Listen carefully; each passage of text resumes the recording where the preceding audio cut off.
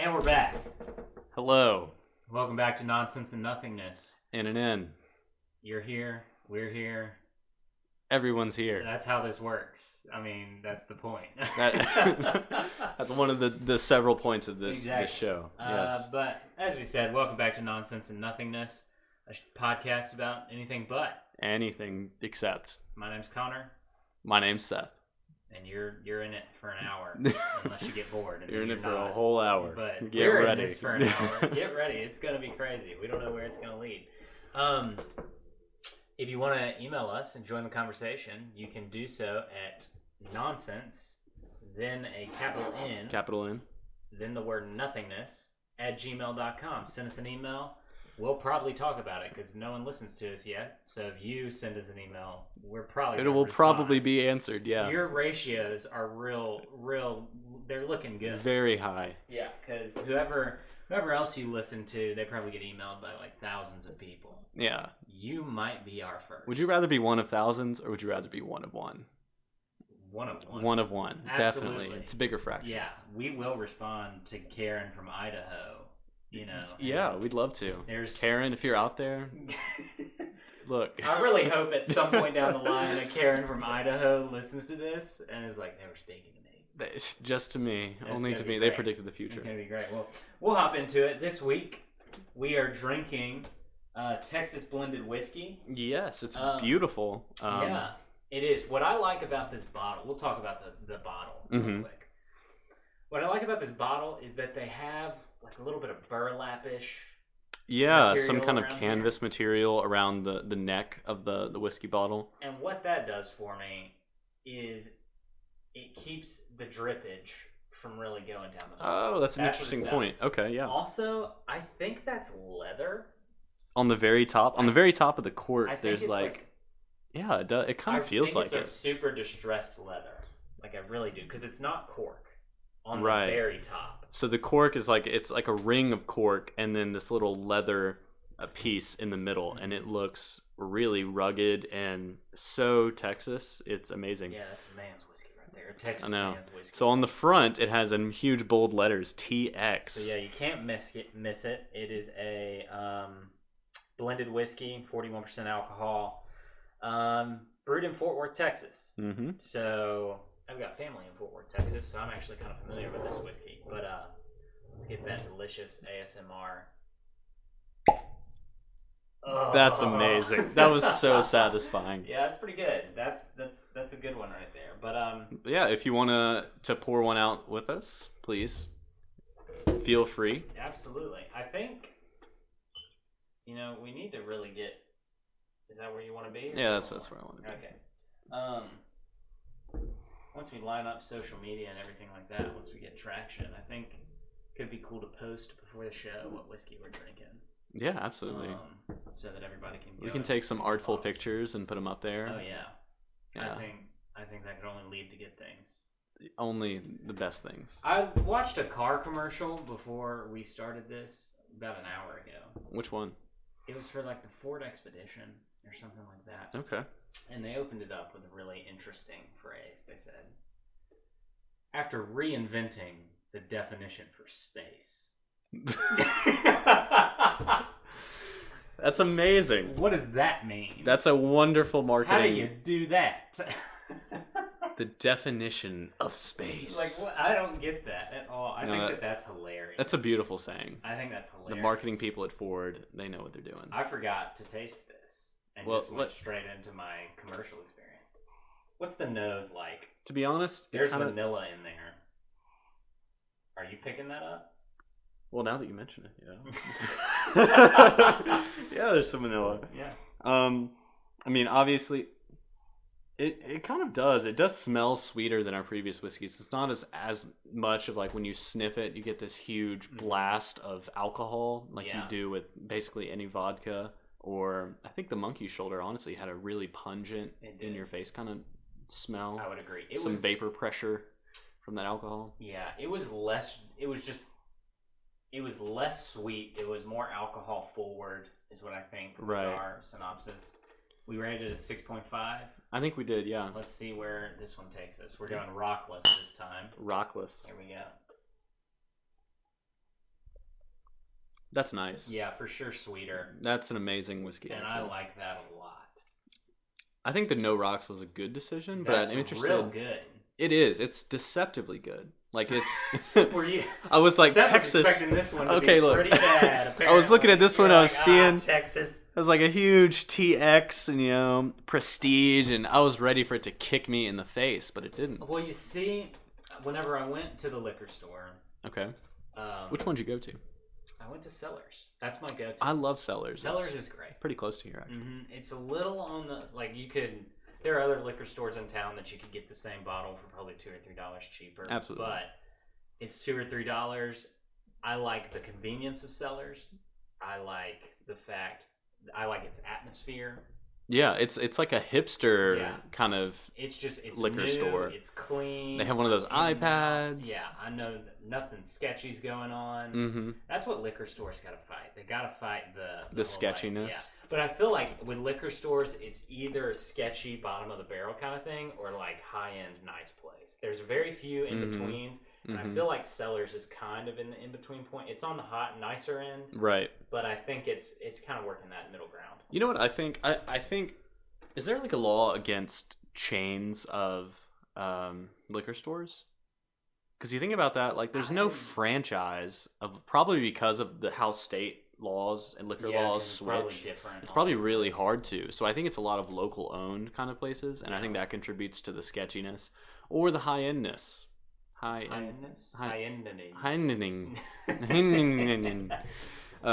no, you can either have a really like crappy like one person run store and you can kind of do that and just get the cheapest prices for your brunettes, or you can be like Cellars and be really cool and have like wine racks all over. And I think small selection too is really key. I don't think there's any reason a liquor store should have 5 different brands of blue curacao. Like but a lot of these liquors, like, hey, I need vodka. Mm-hmm. It's like, okay, well, I was there. Now there's like 3 different vodkas at the 3 different price points, and that's all you need. Well, let's get nerdy real quick. Mm-hmm. I don't know the study. I can't cite it, but I know that it exists. There was a study done about human behavior and options available in stores that was specifically done with mayonnaise. I don't know if you've heard of this. Okay. But they had an exhibit in a store of some sort with like 2 or 3 different mayonnaises. Okay. And one with like 15. So right. A lot of different mayonnaises. And they found that the store customers when presented the option of 3 versus 15 were much more likely to commit to, prefer, and be happy with the purchase that they chose from the 3 versus the 15. Some would just walk away and not even buy mayonnaise because they didn't know what they wanted. Right. Because there were so many options. So selection is key.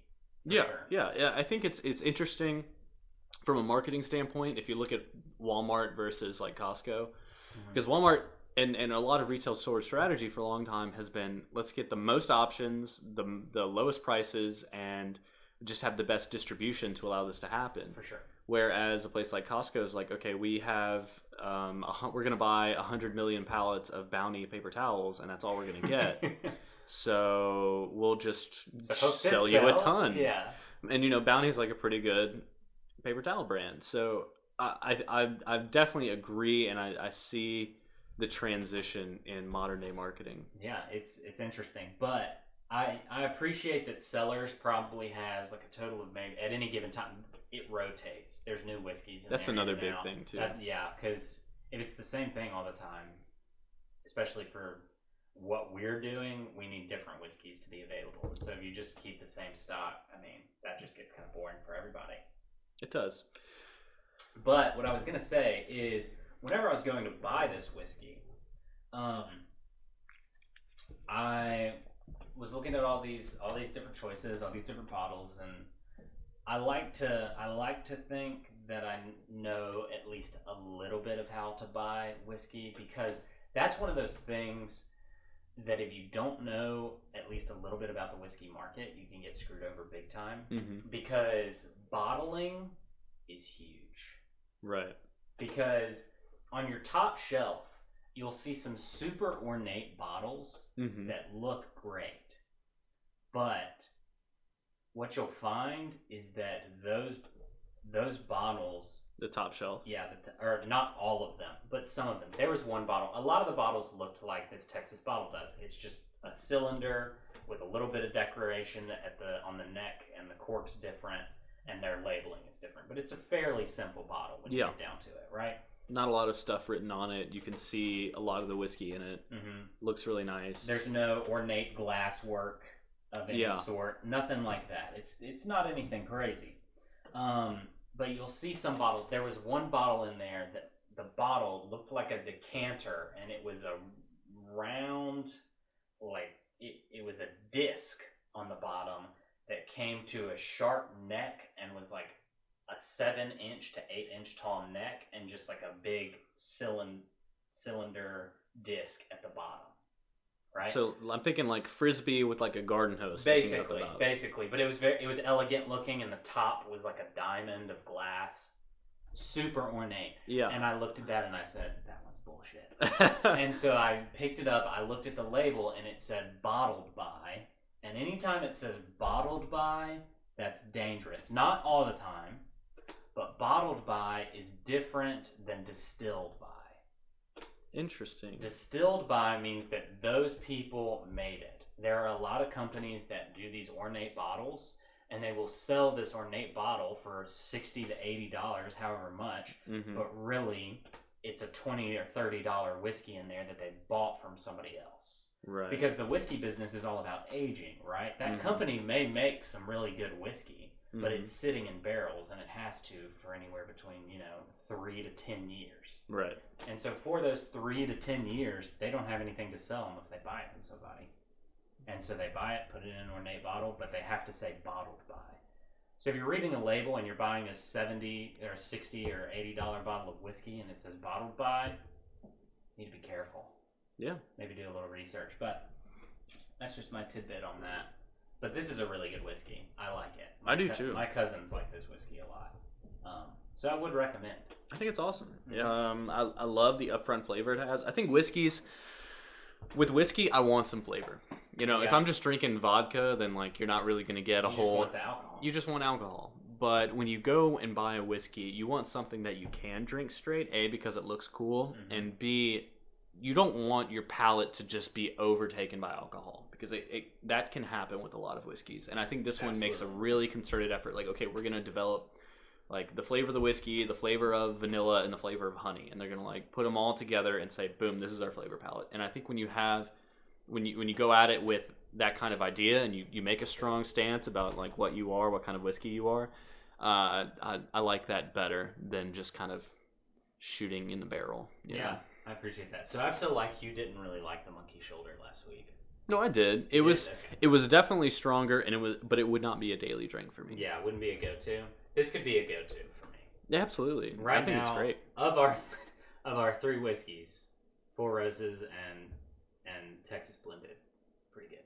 Yeah, I like Monkey Shoulder too. I would rank that like a 9. Like at 9? Yeah. Well, it's 8:43, so we're 27 minutes off. I'm sorry about that.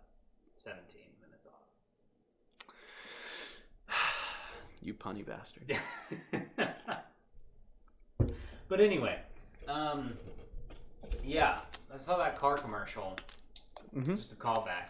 I thought that was hilarious. The reinventing space. Now the expeditions are ginormous. They are F-250s with instead of a bed, seats. Yeah. And they look pretty good. They got rid of them because they were gas guzzling whales. And they brought it back? Yeah. Is it more fuel efficient now, or were they just like, there was that initial push to get rid of gas guzzlers, and now the gas has gone down again? I think that's honestly the reason. That's probably what it is. But also, Ford is making really fuel efficient engines. The EcoBoost, whatever, which I heard some interesting stuff about that. I kind of heard from a mechanic that I watch on YouTube that you watch a mechanic on YouTube. He's an interesting guy, and he tells me car tips. And one of the things he told me is that for your speakers, right? Yeah, definitely. Whenever you look at a car, you look at a car's engine, you should look at cylinders to horsepower. Okay, and the movement now and how you get more fuel efficient cars is you squeeze as much energy out of those cylinders as possible. That makes sense. You look at Ferraris, they're like 5 liters, like 500 horsepower. So that's 100 horsepower per liter. Mm-hmm. Okay. If you look at any car that's going to last you a long time, like Toyota Camry, like 200 horsepower, 2.4 liter. Mm-hmm. So you divide that out and it comes out to like 85, 70, 75 to 85, that kind of range is what you really want if you want your engine to not be pushed really hard. Okay. And I think this could be a mistake that Ford's making. They have this engine, this EcoBoost engine, and they're making them smaller, putting turbos on them, and just trying to squeeze as much energy as they can out of every cylinder pump. Interesting. Yeah, so I think I know where Ford is going. They're trying to be fuel efficient. They're trying to be new. They're trying to be cool. But with new engines becomes a host of problems down the road. Yeah. But by the same, like I haven't heard any issues with Ford's resale value or their longevity of vehicle. No, the only thing I have heard is that the engines don't make as much noise, and people are upset that they can't like blast their Raptor down the road now because it only has a V6. Slap it on, yeah. So we'll that see would be how a that big deal out. for me if I was a truck guy. I mean, if you were a truck guy, yeah, I don't need which I kind of want to be. Later, I don't like that my car is so low. It's so low. I scrub on everything. Oh, Connor. Come on. You live in that sedan life. Just live it. Just love it. Do you love the sedan life? I kind of do. I like parking. Parking's my favorite part. Parking is nice. Maneuverability is nice. Absolutely. Turn radius is nice. Amazing. Overall experience, but mediocre. Don't you just love being connected to the road and like feeling those bumps and like No. That's what I love about my sedan is that you can get in there, you have your wheel, you get the feedback. Whenever I'm in my dad's truck, my dad drives like a Honda Ridgeline. My mom drives like an SUV. Whenever I'm in those, I just feel like I just can't tell how fast I'm going. I can't really tell what the road is telling. I like to talk to the road and I like the road to talk to me. Really? Yes. I disagree wholeheartedly. Would you like to just be in a little space cabin, floating above? Yeah, I want to be floating above. I don't need to talk to the road. I just need to get to where I'm going. Well, I mean, it's definitely better for road trips. I'm going to be honest. If you're driving for any length of time, like you don't need to be talking to the road. Yeah. If you just want to sit up there, be in your little cloud cruiser and just float on down, which you can do with a lot of SUVs nowadays. Mm-hmm. Or crossovers. That's basically what crossovers are. Talking to the road. I like it. Yeah. You get feedback through this. I mean, you definitely do get feedback. I feel a lot of feedback often. Yeah. Especially on these Mississippi roads. Connor drives a Hyundai Sonata. Yeah. In case Hyundai wanted to sponsor us, don't. Well, I wasn't going to close the door like that, Seth. Come on. Well, you made fun of my car. Did I? I drive a Ford Focus. Yeah, I wasn't going to expose you, so. Mm-hmm. But yeah, I could see myself moving over to truck life. But really? I also truck, big truck. I like a Ford Raptor. Wow. Okay, just like a $70,000 truck to start off with. Or an F-150. Humble roots. Yeah. I don't need an F-250. No, nobody does. That's just crazy. If you own an F-250 and you don't work a job that requires you to have one. You're like an avid boater or hunter.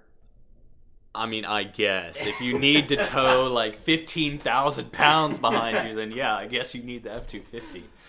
But my point is, F-250s to me just look commercial. They really do. They're big. Huge diesel, just jacked up. I don't see the point. They're really big. And F-150s are nice. They really are. Like the interior, super nice. They didn't used to be that way. It didn't used to be. Oh no, they were the working man's truck. Yeah, and they still market it that way. Right, like they upscaled it. It's so funny when you watch the Ford Tough commercials. Working man got a raise, baby. Yeah, like working man is out here getting back massages built into his seat. That's what Fords are now. Exactly. Like almost every truck now every American truck is a huge luxury component to it. It's like we got a safe in the console for your gun, and we got leather and heated seats. Yeah, so. and this back massage thing that's taken over the truck industry. Is that like a real thing? It's a real thing in trucks nowadays. Rams have it. That's incredible. I feel like Rams don't get the credit they deserve. Yeah, they really don't. I feel like they're nice trucks. They are. But you don't see, like, whenever someone's like, oh, I want a truck. Their first instinct's not 10, it's like Ford. It's not Ram. Yeah. I mean, there's that big like Ford GM thing between like Fords and GMCs and Chevys. That's been a battle for a long time. I feel like Chevy's definitely dropped off the line. I think they have too. But Nissan came up recently with those Titans. Is that what they are? Yeah, the big old Titans. Yeah, it used to be just this tiny little dinky truck. And I think in like 2017, it might have been it was fairly recently. They pumped some steroids into that Mo. And it looks bad. It beefed up. It looks awesome. It does. I'm not really sure about the Titans. I think it's just kind of an unproven market for them. And there's that huge truck tariff. Right, that's a thing. No, if you're a foreign company and you want to send a truck over here, you have to pay 25%. 25? It's enormous, and it's for no reason because the U.S. truck market dominates anyways. But we we made this rule a long time ago. I know, so that's why. Quarter? Yeah, that's why we literally only have. I guess we only really have three foreign trucks, like Honda, Toyota, and Nissan. Because those are probably the only foreign car companies that can afford it. Yeah, or maybe Japan gets like out of that deal. But I know, like, if you go to another country, they have other trucks that aren't like American. And it's like, what? Toyota makes like a little midsize. Mitsubishi make a truck. Yeah, Mitsubishi makes trucks. Yeah. There are all kinds. I mean, that makes some sense. If you're a car company, it makes sense to diversify in order to hit maximum target groups, Right. So, I mean, to a point, obviously there's a efficiency model there, but anyway. But the American obsession with trucks is something that I find really interesting. Yeah, I'm really interested in Tesla's truck that they're coming out with. I can't remember what it's called. Their truck? Like their not the semi. Not the semi. There's a personal truck. Are you talking about the Model Y? That's a crossover? No, that's its own thing. Mm-hmm. They're supposedly, and this could have been some made up thing, but I remember scrolling through something and reading something that Tesla's developing a electric truck for everyday use. Well, they just have a ton of torque. Those electric cars. Yeah, they do. I mean, they're gonna have an incredible towing capability. I mean, they would do. It's interesting though because I think the battery limits are gonna take effect. Oh, because you look at a truck like any truck nowadays, any big F-150 is gonna have a 500-mile range minimum. Like just have a 30-gallon tank in there, two batteries. Slap a 30-gallon tank on that beast. I mean that's what they do. Yeah, and so to get that much battery like range, I think it would have to be a very heavy truck. Yeah. Well, I think they're, again, I don't know. I'm not an expert. I'm just a 21-year-old college dude. I'm not Elon. But I would say they are running into that issue with the semi. Yeah. So they're learning lessons there, and then also with a truck, you're going to have more space for a bigger battery than you do on like a Model S or a Model 3 or a Model Y. So I feel like while there might not be strides, you're probably going to end up topping out at like a 300-mile range. Mm-hmm. But let's be honest, how often are these people going to be using their trucks to go over 300 miles? Anyone who's buying a Tesla truck is not like a horse rancher or something that's going to a competition. Like that's not happening. This is like a good old boy who moved to California and got really rich and wants to still have his truck but fit in. Hey, I mean that would be really cool to have a Tesla truck. There is a truck. It's a different company that's making it, but it's a luxury electric truck. I can't remember who's making it. But I know for a fact that's coming. You think it'll ever take off? The electric trucks? See, they have a huge hurdle to overcome, and that is the stigma. People who love trucks love diesel usually. You know what I mean? They love. There's a culture there. There's a culture there. There's a cultural barrier. Muscle and metal and gasoline. Yeah. And I don't know. I can work more than you. I can lift more than you. I can tow more than you. My truck's bigger than yours. If you have a Tesla truck, Like you're going to be faster than all the trucks, probably for sure. No, just you're blazing. 60, you're going to destroy 0 to 65 0 to seconds, 60. just torching people. And that could be their savior. Is the fact that we made a truck that's 0 to 60 in 2 seconds. It just seems to me that the truck culture and what like Elon's vision for the world are kind of antithesis. Yeah, there's just so but far I think that's apart. the beauty. And like if I'm Elon, I'm not. Just to clarify. But I want to bring as many people into this electric car movement as I can. And trucks are some of the biggest consumers of gasoline in the world, right? Probably the least efficient cars that people drive are they all don't trucks. Make any sense. Trucks are Jeeps. Yeah, they don't make any sense from a economical standpoint. At least for everyday use. Like they're absolutely so impractical. Lords, all the frat lords here who drive day to day in a truck that gets terrible fuel efficiency. They're not towing anything. You don't need that to get around, right? Mm-hmm. Super inefficient. Granted, almost all transportation humans do is super inefficient, but yeah, we should just ride bikes everywhere. I mean, yeah, but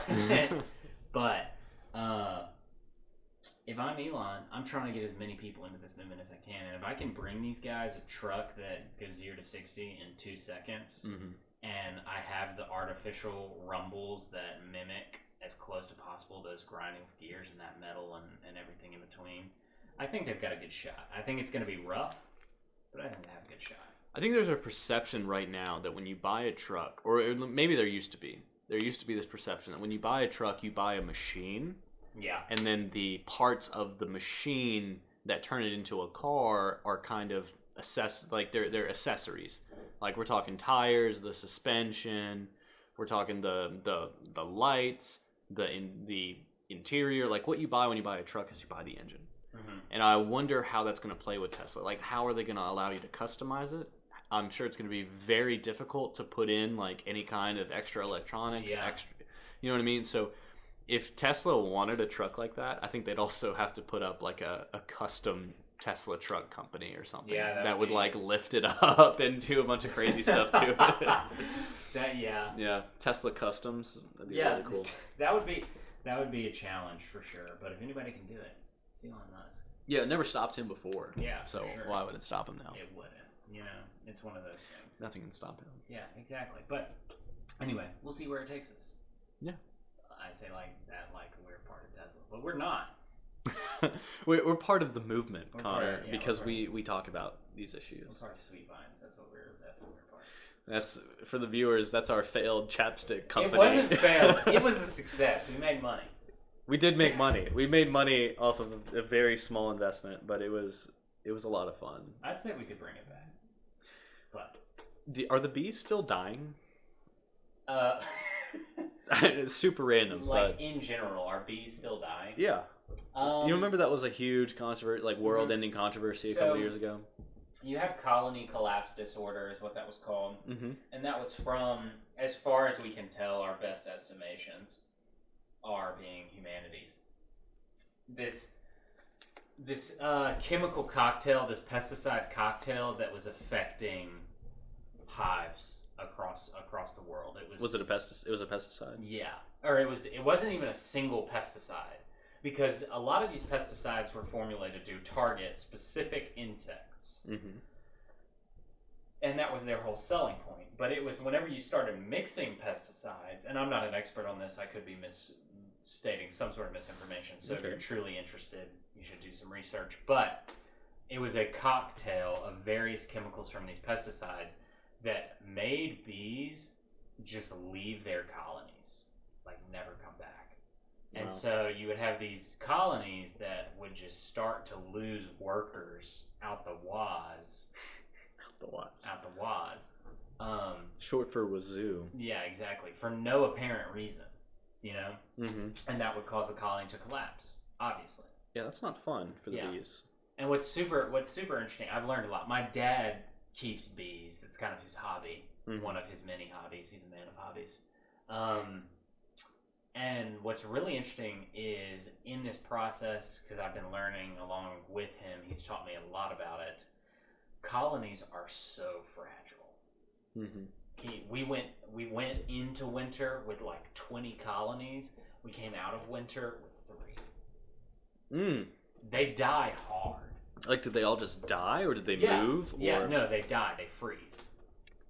They all freeze. Well, put some heat blankets around them. But think about this. If humans didn't exist, bees would carry on without us. They did for forever. I mean, absolutely. Bees are fine, and it's because it's one of these things where they expand during spring and summer exorbitantly. They just go ham. How does a beehive or colony go about forming more colonies, though? I thought there was only like one queen. Yeah, so the way that works is you'll have a swarm. And so at a given point, a lot of people think of bees as individual organisms. Really, it's one organism, which is really weird. Yeah, it's really, really weird. Blown minds. It's crazy. But in order to truly understand a colony, it's one organism, really. And a lot of people think the queen is in control. She's not. She's a slave. She's just she just lays eggs, and if she stops laying eggs, the workers kill her ass. Oh my god. Yeah. And also, if a queen seems weak, they will kill her and make another one. Well, if the queen's the only female, how do they make another one? They let her lay an egg, and then they feed that egg what's called royal jelly, which is this super, super nutrient-packed, protein-packed. It's really good for you. Well, for the bees. It's actually apparently has a lot of good health benefits for humans as well. And does it change the makeup and turn it into a female? Well, I think it does that, or either it does that, or the bees are able to determine like a female egg versus a male egg. They're unbelievably smart for what they are as a unit. Okay, wait. So if you have a colony of bees, are like half of the workers male? No. So the way that this works is very much like our society. The men do nothing and the women do everything. No. But it is true. The men serve one purpose. The male bees serve one purpose. They are born, they are fed, and I believe that male bees, I could be wrong about this, but I believe that male bees are only produced and only hatch during spring. Okay. Outside of that, there are no men. It's all females? Yeah, it's all females.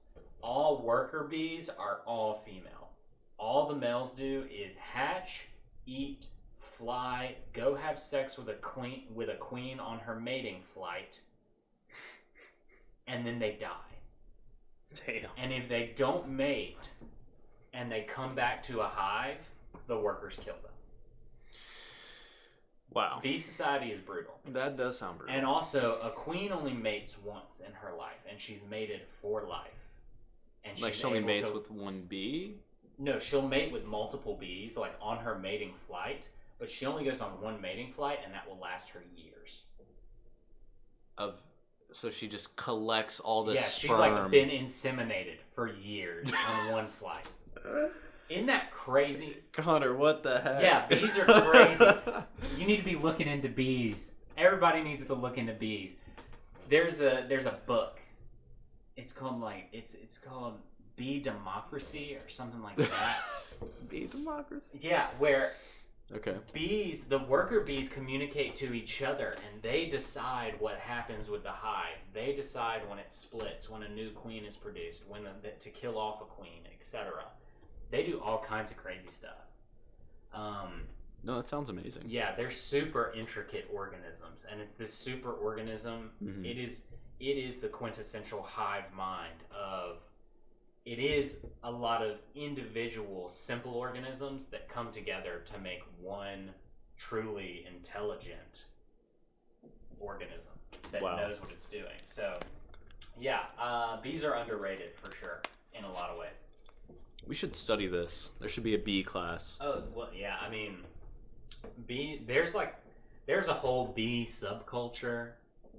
I bet there totally is. There's some people. My dad is part of it, pretty much. Yeah. Is your dad part of like the Beekeepers National Society or something? I don't know if he's a part of that association, but he's just 9 times out of 10, I walk up and I look at what he's looking at on his iPad, and it's got something to do with bees.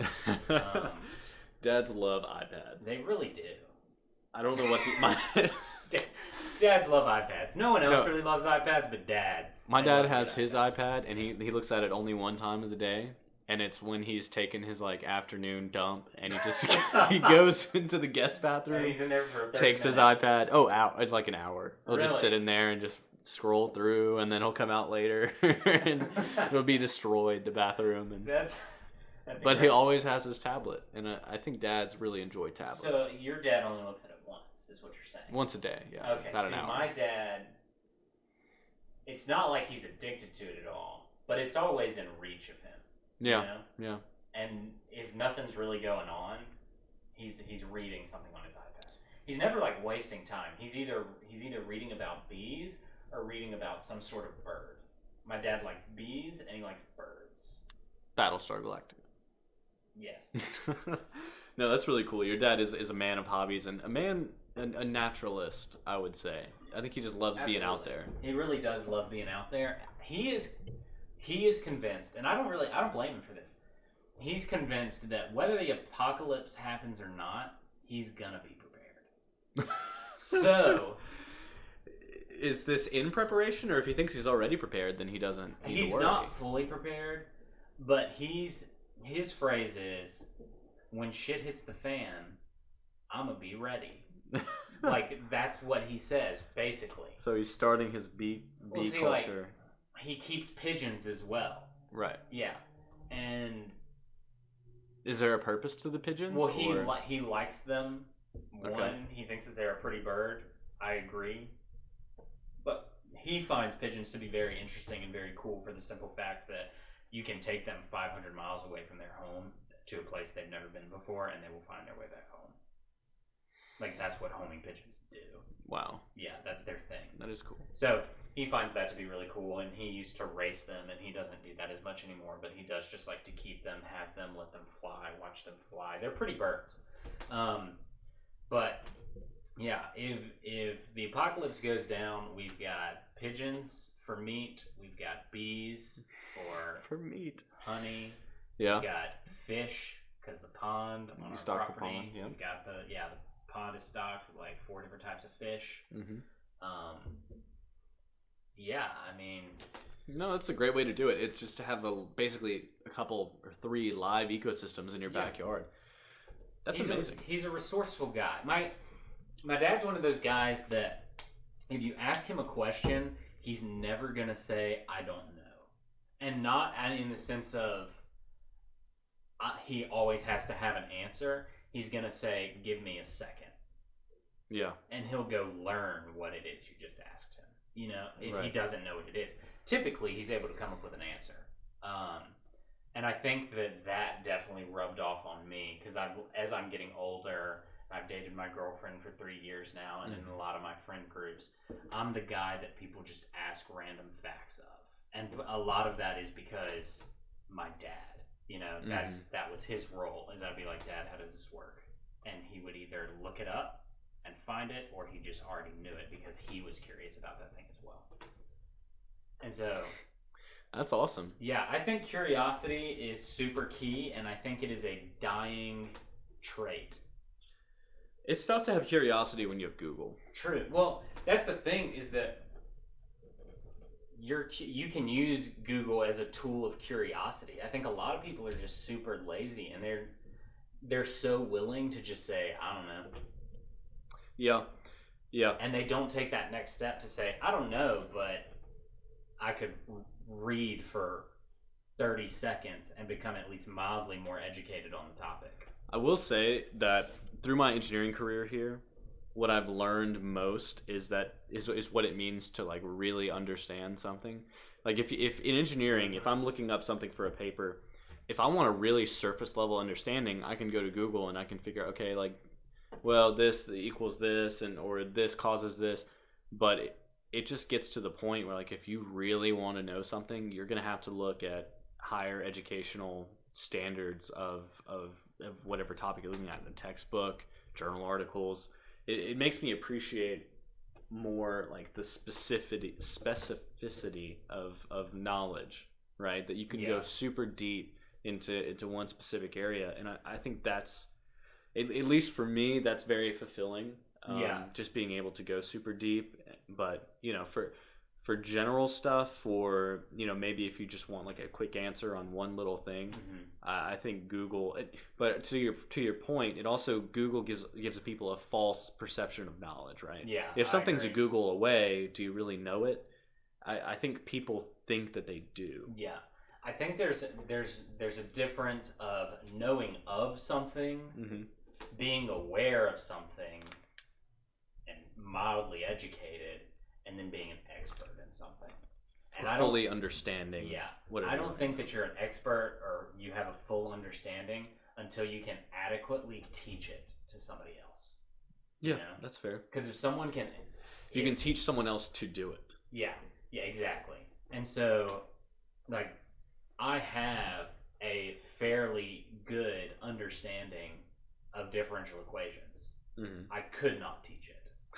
Because some kid out there who would understand it better than I do would ask a theory question, I would have no idea how to answer it. I'd be like, I don't know, that's just what you do. Yeah. So there's a big difference there. And then there's I know the concept of differential equations and what it's supposed to do. Like those are your 3 different degrees of knowledge. Of knowing of differential equations, knowing how to do differential equations, being able to teach differential equations. That's how, I don't know why I've grabbed onto differential equations as my example, but that's why I think tutoring is really hard. Yeah, but I enjoy it. And Connor tutors. In case you didn't know, he tutors for the athletic department and does some other stuff. So, and I tutor for Tau Beta Pi, which tutoring engineering stuff is very difficult. Yeah, it's because honestly, I don't understand most of this stuff to the degree that. Oh, for sure, I'm making stuff up every day. No, but like there are definitely classes out there where you feel like you have a grasp of and that you could teach, and like every concept is so ingrained. Like you could teach an algebra class. Absolutely. You could teach, I don't know, business cal, basic, super basic calculus, accounting. Let's just go through these introductory courses that I've taken. Yeah, but the question is that subject material easy, or is it because it's become so you've learned it to the degree where you can replicate it 100 million times and you are confident in your ability to do it? Like what are the factors that lead you to becoming an expert in something? Yeah, I would by no means say that I am an expert in almost any course that I've taken here. The weird thing about our education system is you can make an A in a class, but have no application for it in the real world. Have no idea how to actually apply it. Yeah. And I'm fearful of that for what I'm doing in college, right? Yeah. I've made a lot of A's in college. I don't know that I know how to do anything though. Yeah, no, I get what you mean. Absolutely. And so I would say I just feel like there's a groundwork being laid, and we're both engineers. Me and Connor are both engineers. So when you get to a real life problem, it's going to be so specific. I guarantee you'll never touch any kind of real issue you're going to be able to solve. But it's all building towards something. And while I don't think that our modern education system has a very good way of building up, like I think our prereq classes are so dumb. For sure. I think that you ended up taking a lot of fluff in American universities. But the real world problems, you're going to have to develop a skill set and then be able to use that skill set to one, look at the problem differently, just a little bit. All right. Look at the problem. For round 2 on the This is round 2 on the Texas. Look at the problem differently and also be able to have the understanding to read something about it and solve it. Yeah, at the end of the day, engineering, the degree is teaching you how to look at the world differently and problem solve. That's it. Yeah. Like, I mean, that's what it's about. That's the value in an engineering degree. That's why engineers get hired to do a lot of other things besides engineering. Mm-hmm. You know, and I'm not saying engineering is the end all be all. It's not. Yeah. There are, of course, many people that would argue otherwise, but as one who is not, let's try some ice. I'm gonna throw some ice in there, but continue. I would just say, as an engineer, I think other engineers give themselves way too much credit a lot of the time. Yeah, I can see that. Engineers are some super smart people who have figured out a lot of stuff, but a lot of them are totally socially inept. And, you know, and so the problem is the best engineers are people who get super excited when they see like a massive pump. They get like engineers are the kind of people. Big ass pump. I'm so excited. They'll look at it. The best engineers that I know will look at a distillation column and go, "Damn, that's awesome! Wow, that's incredible." And normal people will not do that. No, they don't. And as two engineers who don't do that. No, and we're both, by the way, not going into the industry. No, as our career paths. I think there's some engineering stuff out there that's super cool. Yeah. Don't get me wrong. It's amazing that people figured out what they have. It stops there. I don't get a mild hard on, and whenever I see, you know, this incredible engineering feat, you're like, wow, what a logistical system. Yeah. Whoa. I'm like, well, that was really cool. That must have been a bitch to figure out. Yeah. Like, that's what I think in my mind, because I've done, honestly, on the big scale, very simple engineering problems, right? Mm-hmm. I'm not over here figuring out how to re-land a rocket booster after you shot it off. Like, that's close to impossible, it seems. Yeah. You know? Just knowing the basic things that I know about physics, thermodynamics, just everything like in chaos between. In the world. Yeah, seriously. And everything that could go wrong. I'm not doing those kinds of things. And so whenever I look at stuff like that, it is incredible how far humans have come. But I don't want to be the guy who has to go figure these things out.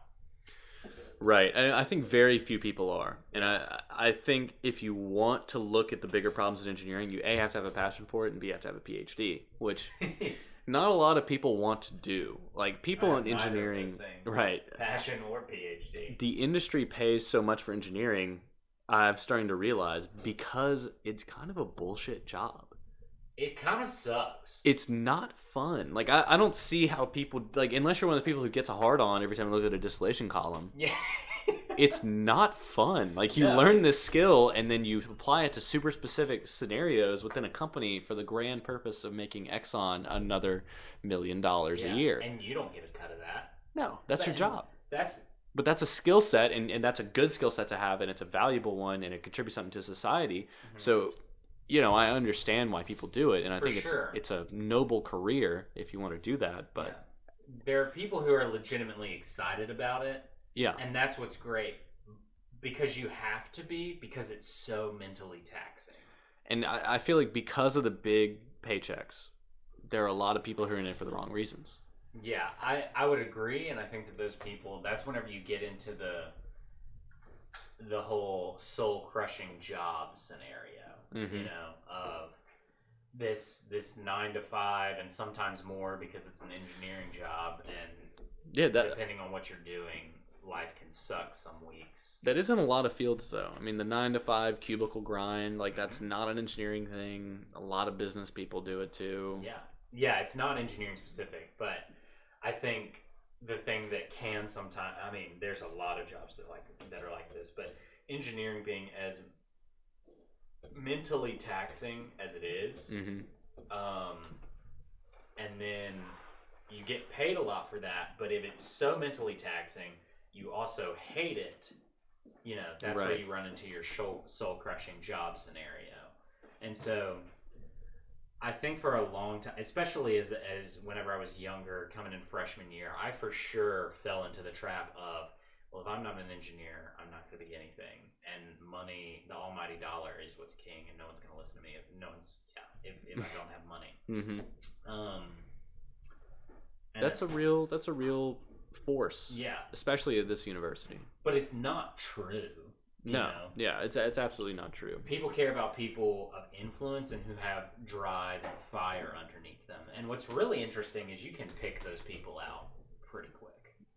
Yeah, you can. I mean, there's going to be engineering people who are just excited to be alive. There're going to be people who push really hard. But you look at the kind of culture that the engineering system creates, right? Who in other departments, they have speakers coming who are like PhDs that went to Harvard and they did some great thesis and here's their research now.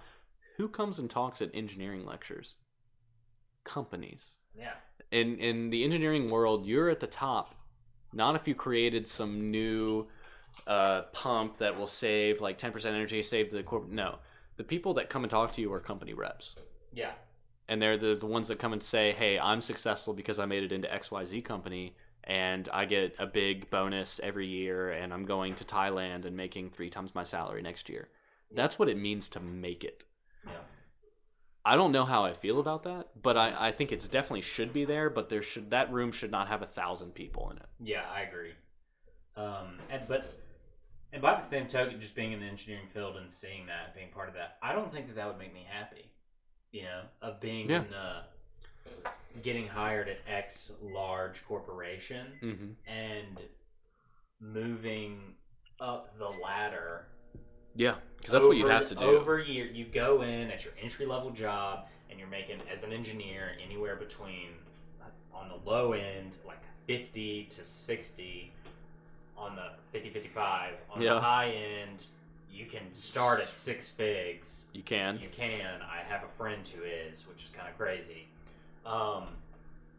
And so there's that range there, and then you work your way up. And after 3 to 5 years, you move up, et cetera, et cetera. And after 30 years, you're making a super, super comfortable salary. Mm-hmm. But you haven't built anything. I know that feeling. You've built a family, and you've built this life, and that's important, right? Right. And that's great and good, but you haven't created anything. You haven't created. If you're not creative, if you don't do something with your life that is going to produce something good for the world at large, and not just make XYZ company more money, I think it affects you. I think everyone has a deep down desire to be creative. Yeah, I know that it would affect me. It really would, and that's part of what this podcast is about. Is that we're in the day in, day out monotony of engineering, which is broken up by the simple fact of being a student, Yeah. Which is people talk about all the time, I wish I could go back to college. And I'm thinking, why? I'm working like the equivalent of 60 to 70 hour weeks. Yeah, college college can be fun, but it's not fun. Like if you want to actually be serious about your college career, and not just make absolute crap grades, like you got to be really serious. Yeah. An engineering degree demands that you come in after school every day, after your class, and you sit down on your couch and you do homework. Yeah. But by the same token, I realized whenever I did my internship and I was working a 9 to 5, mm-hmm. I was really working 9 hours every day. I get why people miss college, is because that monotony isn't broken up by anything. You go to the same place and do the same thing at the same big company every day at the same time, and you work on this giant project. As an engineer, you work on a big project that you're working on for months. Mm-hmm. And once you get your result, because industrial engineering is all about optimization and utilization of space, etc. Right. Making things more efficient. So you'll come up with the optimum model to make things efficient after literally working on months, collecting data, talking to people, taking in everybody's wants and desires and what they need, and keeping cost in mind. You'll do all that, and then the big wigs that actually make the final decision will say, well, we don't really like that idea. We think we're going to do this. Yeah. That's why real life sucks. Is because you do the same thing for months for no real end result. Right. Sometimes, at least it's like and let me ask you, why is college so much better? I think because, one, rarely until you get to the top end are you working on the same thing for months. Mm-hmm. You know, like whenever you're doing your senior design work or your senior project, whatever that might be. Yeah. 2, college, even for engineers, is a week to 2 weeks of just absolute hell, and then a break week and a half where you have some homework assignments, but you're just going to class. Yeah. And class is different, and you go to different classes. Every semester, every 6 months, you're on a totally different goal, schedule, test schedule. Exactly. There's change up. It's different. You're surrounded by friends. You're surrounded by people that are your age that are going through the exact same thing that you're going through. You go into a place of work, you're either trying to prove yourself or keep your job. Right. You know? Yeah. I think anytime that you're employed by somebody, you're sitting there with your hand out, more or less, right? And I think anytime you're in that position, it's a dangerous place to be. And our education system and our society doesn't preach creativity. It doesn't preach go out and do something that you want to do and build something. It says go to college, make good grades, get a degree, and get a job. That's what it says. Yeah. And to me, that's a problem. I don't think that I will be utilizing my potential, nor do I think that a lot of people utilize their potential if they're not pushing themselves to create something. Whether it's something that other people value or not, you know? I don't know that anybody's going to value this podcast at all. Right. But we do, and that means something, you know? I think being creative is key. I think our education system is weird in that there are so many other factors besides, like, what education should be is it should be, okay, I want to do this, so I will pay this much money, and I will learn to do this, and I will go and do it because that's what I love to do. Now, to that point, you can't do something stupid. Like, you can't say, I'm going to major in underwater basket weaving and then expect to, like, pay tuition and then go become a professional underwater basket weaver. You can't do that. You have to do something productive for society, but I think there's a lot of bullshit surrounding our education system. And if we just cut the fluff, we could solve a lot of problems. I agree. But that's what happens with anything that gets big, and our educational system is massive. Right. Is that it gets fat. It doesn't stay lean, you know? Yeah, there's like a huge amount of administration costs that go into especially public universities, I think, because they have to deal with federal laws and how to take federal and state money and what to do with it and all this stuff. But I think our education system, at least right now, is pretty good. But I wish we had more directed. I wish we look in other countries for medical school and for law school. You don't go to college. You go from high school to the medical school, and you spend 8 years. Really? Yeah, that's what they do in other countries, by the way. Like every other country. And if you want to be a doctor, you go to medical school for 8 years, and then you become a doctor. And like there's no getting accepted after that. Like I feel like college and education system in general is a weird cycle of like going through the bullshit for X amount of years, normally 4 years, getting yourself ready, presenting yourself the best way possible until you get over that next hump, and then suffering for another 4 years, getting yourself over that hump for grad school, suffering another 4 years, getting a degree, and then, oh boy, guess what? You got to go through that one more time to get another job, and it's a weird cycle, and I feel like we can do better. Yeah, I mean, to your point, it is pretty good. Like, we live in America. I'm at a 4-year university. That's incredible. And I'm so grateful. With either of our degrees, just knowing that we could go out into the world, get a job, and be comfortable. Yeah. That's amazing. That's amazing. We're in 2 incredible positions. So anybody listening, if anybody is out there listening, please don't hear us being like, wow, 2 listen to these dudes at a 4-year university that won't really have much, if any, college debt, et cetera, yeah, gonna get their engineering. No. Unbelievably fortunate, very thankful to be where I am. and thankful that Mississippi's willing to be very generous with scholarships and all that stuff, and pay to keep, Except they did cut some of my scholarship money. I'm kind of pissed about it. Oh man. Well, anyways, I think overall this university is pretty generous. Absolutely, I think it is, and I think that we're in two incredible positions. But by the same token, my biggest problem with our educational system is that it preaches go get a job. It doesn't preach go create and go add something to society. Doing what I love, what I've learned that I love doing is creating something, and I don't even mean like a painting, that not in that sense, because I'm not very creative in an artistry sense, right?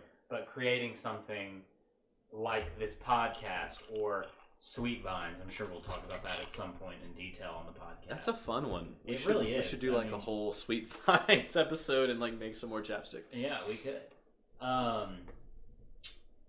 That even though I don't give a damn about lip balm. It's not chapstick, because chapstick is copyright or trademark. Lip balm. Yeah, lip balm. I don't really care about it, but building that little company and watching people enjoy it and think it was cool and support us and doing that grind. That's what really brings you joy. Yeah. That's what fulfills me as a human being when I do stuff like that. Being up at 1 a.m. making labels and figuring out wax to oil ratios. Oh my gosh, that was so much fun. Yeah. Good times. That was great. It was really enjoyable, and I think that's what I miss in college. College is here's a problem, find a solution, do that enough times. We're going to give you a sheet of paper that says you're an engineer, and then you go get a job and you make $60,000, and then in 3 to 5 years you make $80,000, and then etc. Mm-hmm. And to the point, I think that's what a lot of people's goals are when they go to college. And that's okay. Yeah, it's just that college in general, if you're not getting huge amounts of scholarships, college is a horrible investment. Mm-hmm. By the way, it is. And if you're going to preach going through 4 years of college, going to higher education just to get a slightly higher paying job while also taking 4 years of your life and a ton of money, if you're in that scenario, college it might not be the best option for you. One of my good friends growing up, we went to the same church. He is just not an academic guy. Couldn't do college, came here for a year, just didn't work out. And he figured out a way. He's going to Starkville Technical College, working on big diesel engines. Okay. And he loves Hawaii. I like it. So his goal, and he has his parents have spent a vacation in Hawaii. He just loved it, so he stayed there for a semester and worked at a surf shop. That's awesome, isn't it? And that's just a different life path. And what he wants to do, he wants to go to Starkville Technical College to get a diesel mechanic certification and work on helicopter engines. That's hype. For because there's so many helicopters for tours and stuff in Hawaii. Yeah. He wants to be a mechanic, work at a surf shop, and just live in Hawaii. And that's incredible. He's taking control of his life. That's amazing. Without college, right? Yeah, he's doing what he wants to do. And I think that I was a part of this happened to me, and I'm glad that I'm here again. This is not us complaining. Yeah. We love what we're doing. Most days. 6 days out of the week. Yeah, it might be 2. Might be Saturday, Sunday. Yeah. No, I'm super grateful to be where I am, but I got caught in that you got to go to college, you got to be an engineer. Yeah, that's a real thing. It's a real thing.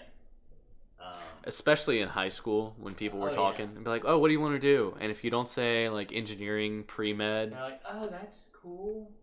Yeah, if you say anything other than that, people will look down on you. Accountant, pre-med, pre-engineering, or maybe business to a degree. You got to say international business. That's a 5-year degree. If you say accounting, people understand accounting. Yeah, but yeah, it's one of those things. I got caught in that trap, and there's part of me that's glad that I did, because I'm gonna be super proud of this degree, because This is gonna, like, whatever degree I get in the future, this one's going up on my wall, and I'm gonna frame it really nice and be like, I got this.